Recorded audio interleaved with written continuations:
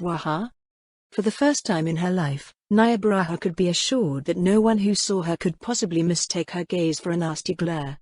That was because her eyes were so wide that she swore they would roll out of her skull and onto the desk. You can't say you didn't see this coming, Gustave Montagnier, the Grand Master of the Holy Order, told her.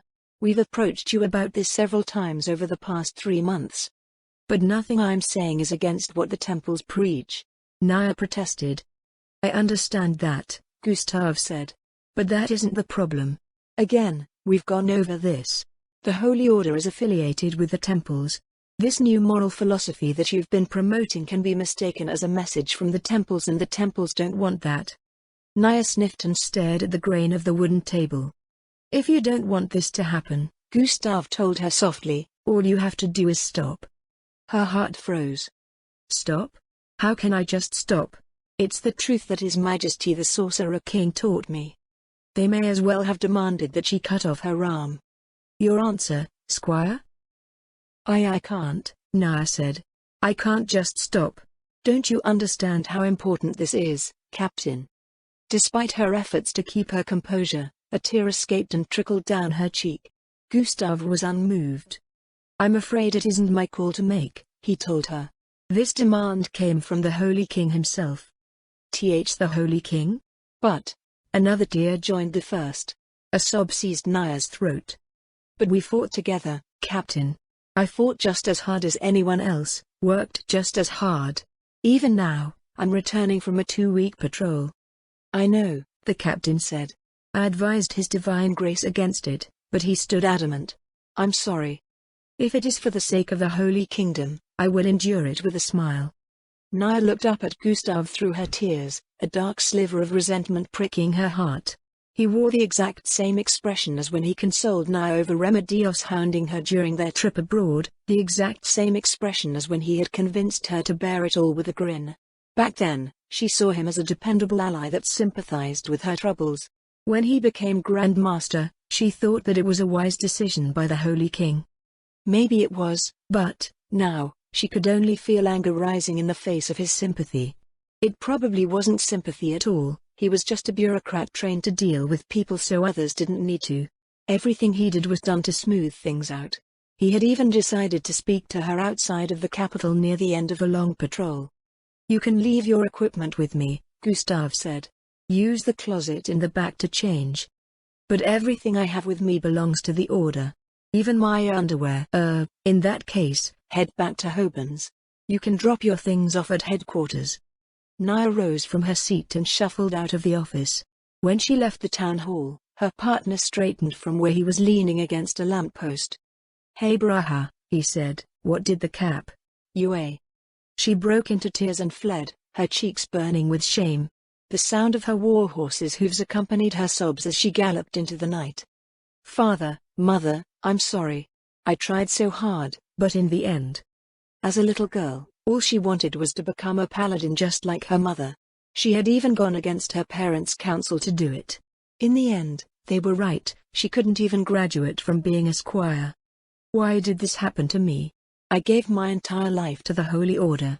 My family gave their lives for the Holy Kingdom. How could they just throw me away like this? No answers came, nor any consolation. She rode alone in the moonlight amidst her shattered dreams, facing an uncertain and dark future. Thinking about that future only gave her more to worry about. Naya passed through the labor camps north of the city just after noon, watching the throng of people busy with their work. It looked like the camps had grown bigger again. Those who looked up and made eye contact with her swiftly turned their heads or scurried away. She did her best to wipe her face. After crying all that night, she probably looked even more terrible than usual. Ugh, I hate this. What should I do? I'm just a failed squire, I don't have any trade skills or anything. As a squire, she knew how to perform basic maintenance on equipment. She could also tend to mounts, clean, cook simple meals, and fight. It was a pile of little things that all novices could manage, which meant that they weren't very special in civilian life. Any kid that grew up on a farm could do most of it. There was also her religious training, but the temples already didn't want her. Her combat education, which revolved around facing the Holy Kingdom's external threats, was useless now that the Sorceress Kingdom had taken over the Abelian Hills. The Holy Kingdom needed people with the skills to aid in its recovery, of which she had none. Nia eased her mount through the growing crowds, following the flow of bodies through Hoban's northern gate. The summer heat already made the paved streets feel like an oven, so she went as quickly as she could to her home. She settled down somewhat as she walked her horse through the shaded lanes between the hedges and gardens of the prime estates. That's right, I still have the senses that my father left me. If the Holy Order doesn't want me, then I could join the army. They need people and they know who I am, so it should be. Her thoughts came to an abrupt halt as she turned the corner. A group of liveried men stood in front of the gate of her home. One of them was sifting through a small pile of her things using the toe of his boot. She rushed up and shoved the man away. "What do you think you're doing?" Nia cried. "That should be our line." One of the men replied angrily, "Who do you think you are?" "This is my house," Nia told them. "And these are my belongings. Why are they just out on the street like this?" She peered through the bars of the gate. There were no signs of a fire, but she couldn't be sure until she checked around the house. "What's going on here?" Nia looked away from her home and saw a man riding up to them on a black warhorse. He wore the same colors as the men standing around her stuff, but felt far more threatening. "Sir Alenka," the men lined up and saluted smartly. "This woman came up and attacked us out of nowhere." "I'm not this woman," Nia fumed. "I live in this house. Why were your men going through my belongings on the street? Why are they even on the street?" Sir Alenka exchanged a look with his men, then his gaze returned to her. "No one lives in this house," he said. "What?" "I know I was on a long patrol, but it wasn't that long. Am I going crazy?" "No, my things are right there on the ground." "Someone obviously lives in this house." Nia pointed at the pile of odds and ends. "This stuff was inside before I left." The knight didn't follow her gesture. A squad of men came running up behind him. "If you have a grievance," he said, "take it to the palace. Assaulting the men working hard to keep order in the city won't help you in any way." Nia glanced over the faces of the men. They all looked at her as if she was a dangerous animal. Or a demi-human. With an exasperated sigh, she went to her hands and knees and gathered her belongings. She fit about a third of them in her pack, then bundled the rest of them using her mantle. The men warily watched her the entire time, then dispersed after she secured her stuff to her saddle and left. On the way to the palace, she realized that there were no soldiers at all. Instead, men in the colors of different noble houses appeared to have taken their place. Was it like that in the rest of the city? She had been so wrapped up in her own thoughts that she hadn't paid attention to much more than her immediate surroundings. "Oh, Baraha," one of the royal guards at the palace gate said, "welcome back." "Thanks," Nia replied absently. Where did the soldiers go? Why are there noble retinues everywhere?" "The army went to conquer the wilderness north of the wall," the guard said. "A bunch of nobles sent their men to take over policing duties while they're out." "How long ago was that?" Just under 2 weeks ago." "I'm surprised you're surprised. You have your father's eyes, so I figured you'd have noticed all the preparations being made before that." "How could I have noticed?" She was so busy that she barely had time to sleep and things only got busier as time passed. Ironically, there was more time to rest during the war, as the officers had to ensure that their companies could fight properly. That same logic didn't seem to apply in times of peace. Joining the army sounds better and better. Scouting was something that she was good at. She also had experience leading soldiers in battle. Being the sergeant of a reconnaissance squad didn't seem unreasonable. The more she thought about it, the more attractive it felt. She could range in the wilderness like her father, doing things at a pace of her choosing. Of course, the wilderness contained many threats, but she no longer felt as threatened by potential enemies as she had been before the war. Maybe she had just gotten used to being in danger.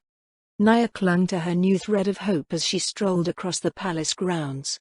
She dropped off her horse at the stables before heading over to the Holy Order's headquarters. A senior paladin at the front desk looked up from his work as she opened the door. "Good work out there, Baraha."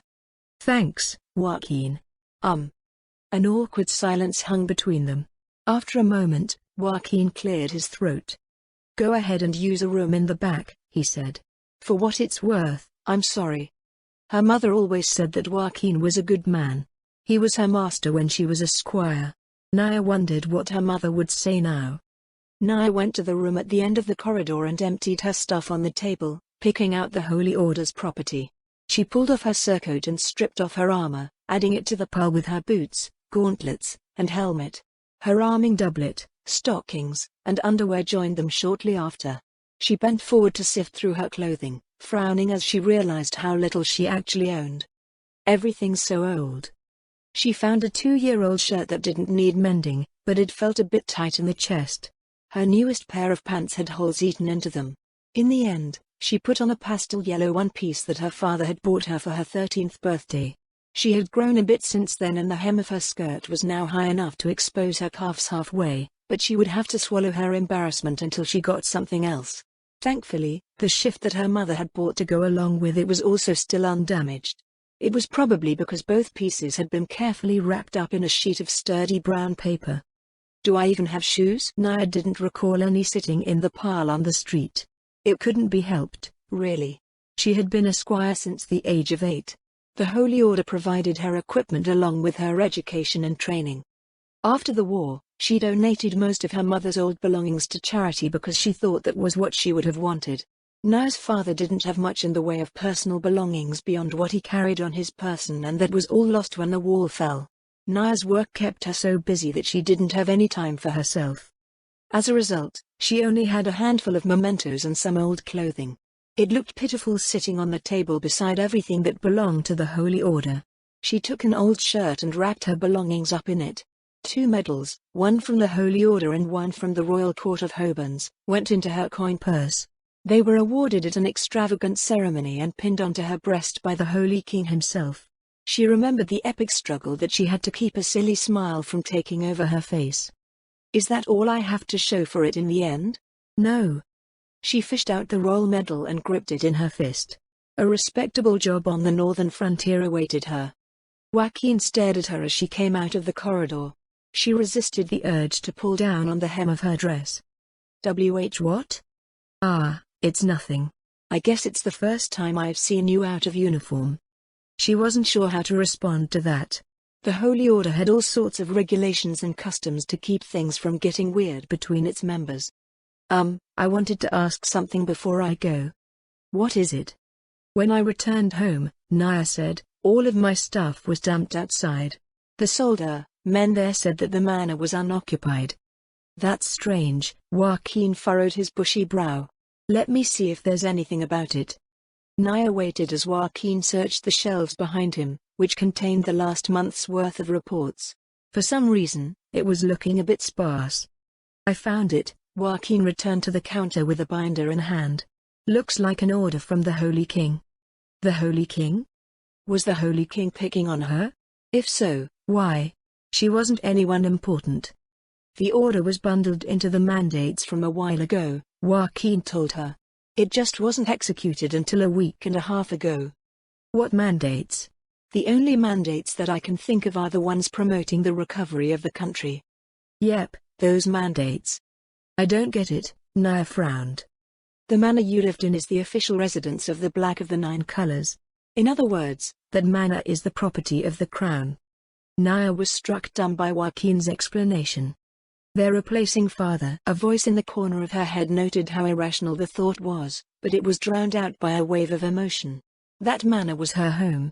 It was where she had been born, where she had grown up as a child and lived with her family. Now, it was being taken away because the Holy King was recognizing someone for excellent economic performance. Do you know who the new Black is? Says here that it's one Iago Lauser. Oh. Nia knew who he was. She had just spoken to him a few days previous and saw him every time she went on her usual patrol route. He was a rancher that had grown in prominence since the end of the war. In addition to his growing holdings and his herds of lanka, he had a small army of men that helped maintain order on his lands northwest of Hobans. She wanted to be mad at whoever had replaced her father, but she couldn't. Iago Lauser was a pretty good guy and no one could say that he didn't deserve the appointment according to the new criteria. Do you think it would be alright if I left my stuff here until I find a new place to stay? Nia asked. I don't see any problem with that, Joaquin answered. Her indignation ebbed away, replaced by fatigue from her long patrol. She dragged herself out of the Holy Order's office, walking in the shade so she wouldn't burn the soles of her feet. Groups of nobles whispered to one another as she passed, eyeing her with scandalous looks. The Royal Army's headquarters was in the ward next to the Holy Order, so she didn't have to endure it for long. It was strangely empty with the army gone, but there was still a receptionist at the front desk. The woman's eyes widened in alarm as Nia closed in on her. Is there something we can help you with, miss? I'm here to join the army. The woman blinked silently in the wake of Nia's declaration. Nia's smile faltered. My apologies, the woman said. I was a bit surprised, that's all. It's rare for anyone to volunteer for the army these days. Can you read and write? Nia nodded. The receptionist's hand went under the counter and reappeared holding a piece of paper. She placed it between them and brought out a quill and inkwell. Nia pressed the tip of her tongue against the corner of her upper lip as she switched the medal clenched in her fist to her other hand and quickly filled out the form. Good. There's so much I can write here. She imagined that new recruits wouldn't have much to put down. Nia, on the other hand, had to use the back of the form to list all of her qualifications and experience. She smiled as she handed the form back to the receptionist. When can I start? Nia asked. There's a lot to confirm here, the receptionist said as she scanned the form, but if even half of what you've written is true, they'll want you out at the front right away. If you don't mind waiting for a bit, I can hand this up to my superior and see what he says. Please do, Nia said, I'll be sitting right over there. Nia went over to a row of chairs placed along a nearby wall. It looked like things would turn out all right, after all. 15 minutes later, the receptionist came back with Nia's form in hand. Nia rose from her seat and walked up to the counter with expectation welling in her breast. Miss Nia Baraha? Yes. That's me. Nia Baraha, reporting for duty. The receptionist seemed taken aback at her response. Nia tamped down on her excitement a bit. It pains me to inform you that we cannot accept your enlistment, the receptionist said. The reason for your discharge from the Holy Order is stated as unsuitability due to causes within the individual's control, so eep. A bang filled the air as Nia slammed her Medal of Honor on the counter and stormed out of the door. Nobles turned their gazes away as she returned their curious looks with a glare of her own. A few of the noble women fainted. On the way out of the palace grounds, Nia stopped at the Holy Order office. Joaquin frowned at her from his desk. Baraha? Did you already find day? Shut up. Joaquin dove to the side as Nia hurled her other medal at him. The banner over the office door shuddered as she slammed it behind her. I hate this. They had squeezed her and her family dry and cast them aside like wrung-out rinds of rain fruit. How do I survive? I have nothing, now ow ow ow ow. Curious looks from the royal guards at the gate followed her as she danced over the sun-baked stones of the pavement. She ducked into a hedge on the other side of the street with a crimson-colored whimper. This is so stupid. Is this what happens when people don't have shoes? Her father never liked the city. The fact that cities paved over everything was one of the reasons why. Her mother pointed out that there were plenty of trees and gardens around their house, but that wasn't enough. It was all unnatural to him. Along with her father's eyes and senses, Nia felt that she had inherited a bit of that from him. She didn't hate the city, but she preferred the greenery of its gardens and the shade of its trees. I need to stop thinking about the past and figure out what I'm going to do now. First, I need some shoes. Hey, I heard you had some trouble earlier today. Nia lowered her profile, crouching in the shadow of the hedge as two groups of liveried men stopped to chat nearby. Trouble? Yeah. Geraldo was attacked by a girl earlier. That don't sound like trouble to me. More like a good time. No, seriously, it was wild. She had eyes like a beast. Yeah, she kept going on about how that one empty manor was her house. Then she snatched up the pile of garbage on the street in front of it and ran off. Must have been some crazy vagrant. You should have chased her out of the district. The nobles won't be happy with someone like that running around the prime estates. If she was that desperate, she should have gone to the work camps. There's plenty still looking for a wife. Hey, now, don't tell me you're into that sort of thing. Her outfit was all muddied up, but you could tell that she had a decent figure under it. Young, too. Could just cover those eyes with something, like a blindfold. I hear women are into that. Really? Yeah. This one time. Naya's ears slowly turned bright red as the conversation went on. A few minutes later, the approach of booted feet caught her attention. Hey, guys. Another set of liveried men jogged out from inside the gate. What's going on? Any of you see a woman in a yellow dress run by? I can't say I have. What happened? Some crazy bitch snuck into the palace grounds and attacked the noble women. Huh? By the gods, are they all right? I don't know. The priests came and had them carried off to be treated. What's this world coming to? She couldn't stay where she was. Even if she came out and told them what had really happened, no one would believe a former squire who had been discharged under her circumstances. If anything, they would see it as her going on a retaliatory rampage. After the men dispersed to search for the mad woman, Naya carefully crawled between a hedge and the wall nearby as she mentally plotted out her escape route. Unfortunately, as it was the prime estates, there were plenty of liveried men everywhere, including at the gates. Maybe I could use the forbidden route. Naya looked over her shoulder, fearing that her mother would appear from beyond the grave to thrash her at the thought. Since the city's security had been taken over by the nobles, it was probably her best avenue of escape. There was a certain gate that led to a certain shadowed lane, and that shadowed lane connected to a certain district of Hobans. Both of Naya's parents forbade her to even get close to it. The street coming out of the gate was officially known as Waterway, but it was colloquially known as the Path of Sin by those in the prime estates. That was because Waterway led to the Water Gardens, Hoban's entertainment district. Noble retinues naturally exercised a sort of discretion that soldiers generally didn't have. That sense of discretion probably meant that the gate had minimal security. Those who were stationed there wouldn't look too hard at who passed through lest they be targeted by the establishment. Mother. Father. Please forgive me. I'm going down the path of sin. They would probably understand. At the water gate, Naya's suspicions were confirmed and she stopped to build up her resolve. She wouldn't stop anywhere or talk to anyone. She would ignore any sounds and smells. She wouldn't fall to any of the dire temptations that were rumored to lay within. Naya bunched up her shoulders, holding her arms in front of her chest as she skittered through the gate. She tried to fix her eyes on the wall as she made her way along, but that was too hard, so she just stared at the ground. No one's watching, right? I hope no one's watching. A disgraced member of the Holy Order was entering the Water Gardens wearing nothing but a flimsy dress that showed off her ankles. Too late, Naya understood the compromising situation that her decision had plunged her into. On tiny, timid half steps, Naya Baraha shuffled through the garishly lit streets of the Water Gardens. Her tactic of keeping her eyes cast downward didn't work as well as she thought it would because there were fountains and waterworks everywhere that reflected the scenes above. Additionally, the scent of 100 perfumes tickled her nose and the sound of the debauched activities going on everywhere assaulted her ears. Hey, is that girl new here? A woman's voice came from the side. It looks like it, another woman said. Isn't she cute?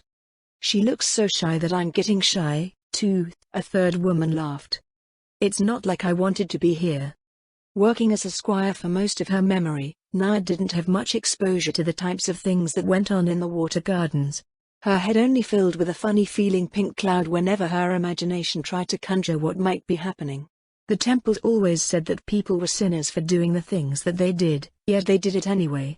Temptation was what it was because it was so hard to resist. But I won't fall to temptation. I won't. Temptation was probably expensive, too. She didn't have much money. Her thoughts halted as a pair of bare legs appeared in her vision.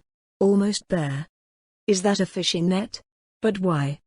The memory of the back of her mother's closet rose from the depths of her mind, but it was a bad memory. She couldn't recall anything else about it but her stinging butt. I'm sorry. Naya bobbed her head in apology before making her way around the legs and their fishnets. She didn't know how anyone could wear something like that. Still, her legs were so smooth. What did she do to make them like that? She almost turned her head to look again, then shook it violently. Temptation, temptation, giving in to temptation is weakness. Weakness is a sin. Naya drew strength from her conviction, forging ahead with her eyes on the road. She made it to the next street corner before a gasp sounded from her right. You're perfect. Despite herself, Naya looked around for perfect. She was curious about what it looked like. While she did, a painfully handsome man with long, silky curls of midnight hair walked right up to her. !Hashat. A demon. The man had to be a demon. One that had come to tempt her. She wasn't sure what she could do to resist. I knew it. Naya's stomach performed a flip as he lavished a mind-melting smile upon her. You're absolutely perfect. Me? Naya looked around again, but there wasn't anyone else nearby. She always thought that she looked terrible and romance was a hopeless venture for her. Maybe she was being too hard on herself. Would you like to join us at our establishment, miss? The man asked. I'm sure you'd be one of our most popular staff members. We're one of the most prominent businesses in the district and I assure you that our compensation will be competitive and on time. Where are my manners? I am Sir Orlando Olivenser. Sir? You're a knight? If he was a knight, then maybe he had a respectable proposal. He was still dangerously handsome, though. Indeed, Sir Olivenser said. I was granted a title just last month.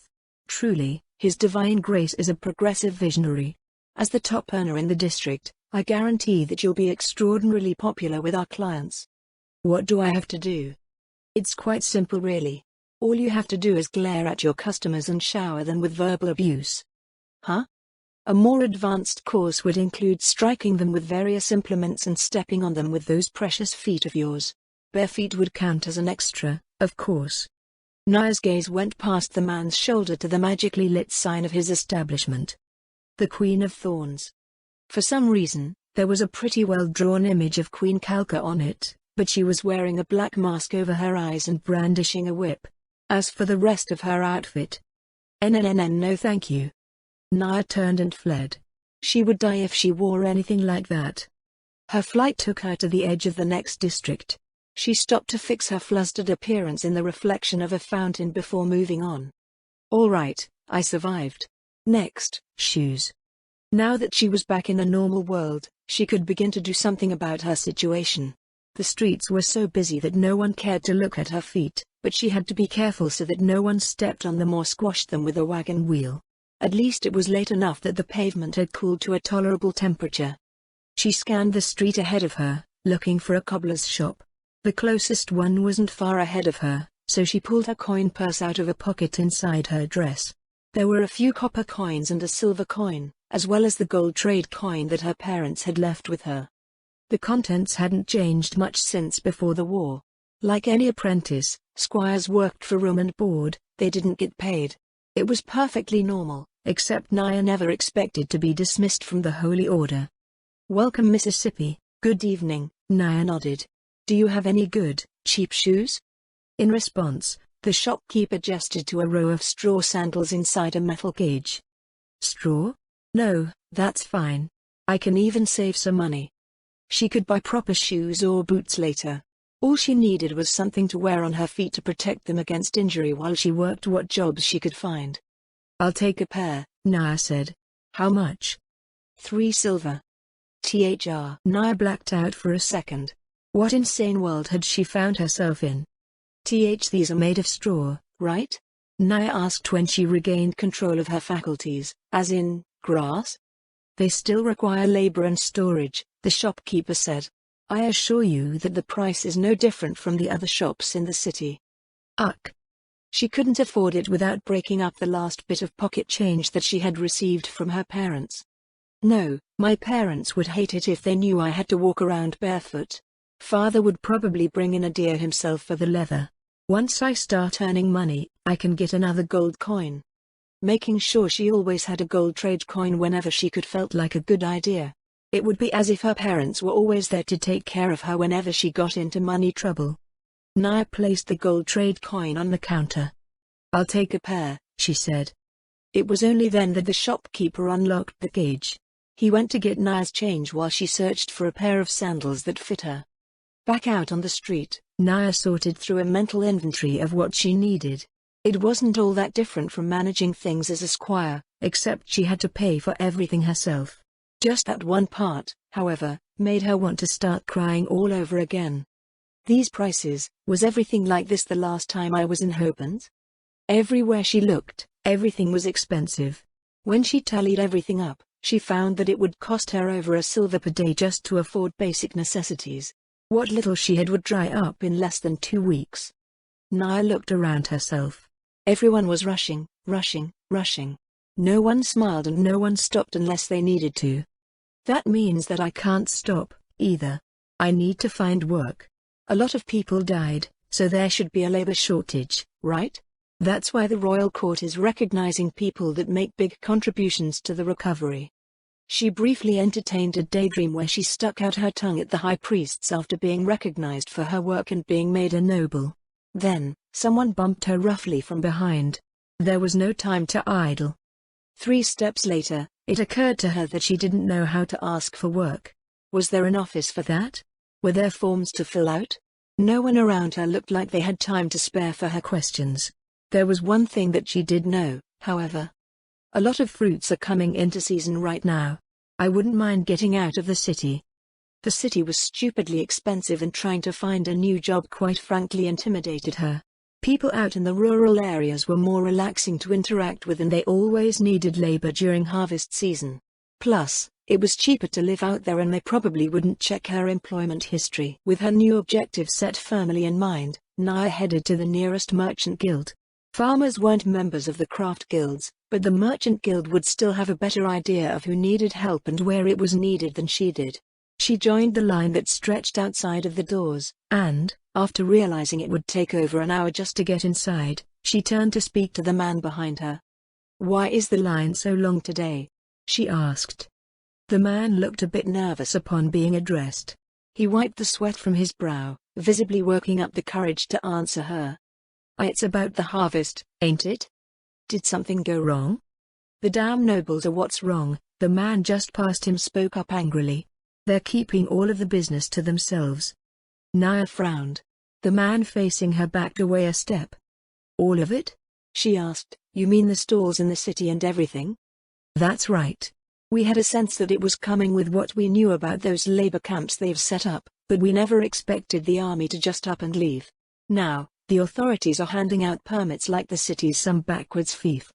Disgruntled muttering rose from every member of the queue within earshot. Nia examined the rows of stalls in the plaza.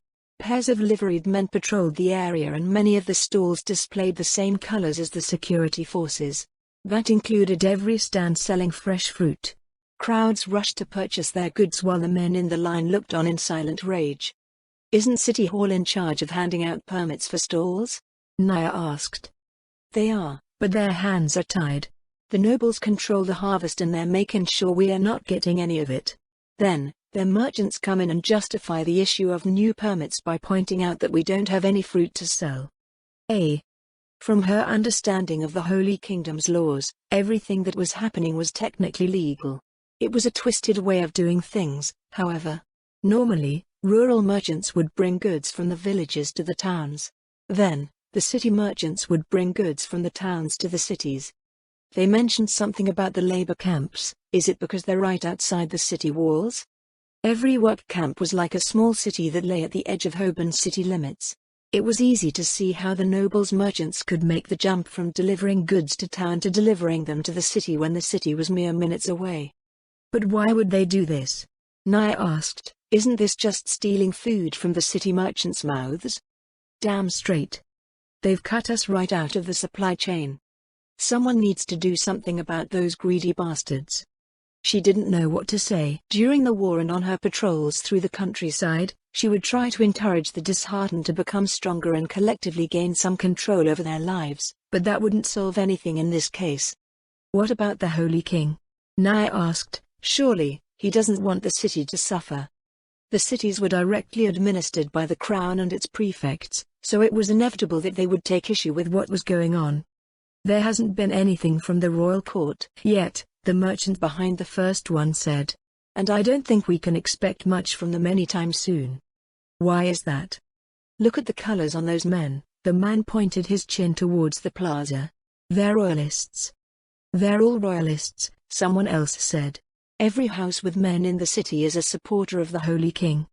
She had only learned a bit about politics from growing up in the Prime Estates. Even with that limited knowledge, however, things didn't look good. Contrary to what his sudden ascension implied, The Holy King wasn't an absolute sovereign. His power hinged on the support of the temples and the nobility. To reverse what was going on, he would have to go against the interests of the royalists that he relied upon. Nia prudently left the queue. Asking the merchant guild how to get a job with the royalists would get her in more trouble than she was already in. Who would have thought that picking fruit could make enemies? She shook her head as she walked around the square, eyeing the fruit stands and their crowds. Her stomach growled. The last time she had eaten was before speaking with Gustav nearly a day before. Nia looked around to see if anyone was watching her before joining the throng. She came away with an armful of red plums and bit into one ravenously. So good. And it was cheap. The latter should have been obvious as fresh fruit had to sell quickly, but she appreciated it nonetheless. In the end, is it safe to work on a farm? Or will that mean I'm on the royalists' side? I don't really care about politics, but I don't like what they're doing. Maybe I can get a job with Iago Lauser. Iago was a northern tenant whose lord, and the lord's entire family, had perished during the war. As with many of the common folk, he had returned to his land and resumed tending to it after the fighting was over. He imported some lanka from the south to replace his lost livestock. Then, when the Holy King issued his bold new economic imperatives, Iago steadily increased the size and numbers of his herds and thus his land. Nia wasn't sure how much money he had borrowed to do it, but, with the Holy Kingdom in the situation that it was in, his success seemed all but guaranteed. The thousands of people who came to work for him must have thought so, as well. Over the past few weeks, he expressed an increasing desire for security. Nia figured that she could get a job with him. It wouldn't be much different than performing rural patrols as a member of the Holy Order. She stifled a yawn after finishing off her plums. When was the last time she slept? Gustav kicked me out, and then, before that, we started the patrol before dawn. Ugh. Could she make it to a nearby village before she fell over? All of her close acquaintances were from her old job, so asking them for a place to sleep was out of the question. The capital used to be safe enough to sleep outside in, but things seem to be getting worse. There might even be rogues, now. Nia shuddered, imagining a man in a black cloak with a black hood and wearing a black mask emerging from the shadows to steal her new straw sandals while she slept. The Holy Kingdom had become a dangerous place for women. She made her way out of the city as quickly as her tired legs would allow, reaching a nearby village by nightfall. It was more than a bit awkward for her to ask for a place to stay overnight, though mostly because the villagers kept looking at her and complimenting her over her dress while happily treating her to a late dinner. They were all people who knew Nia on sight due to her patrol route, so she felt guilty about not mentioning that she had been kicked out of the Holy Order.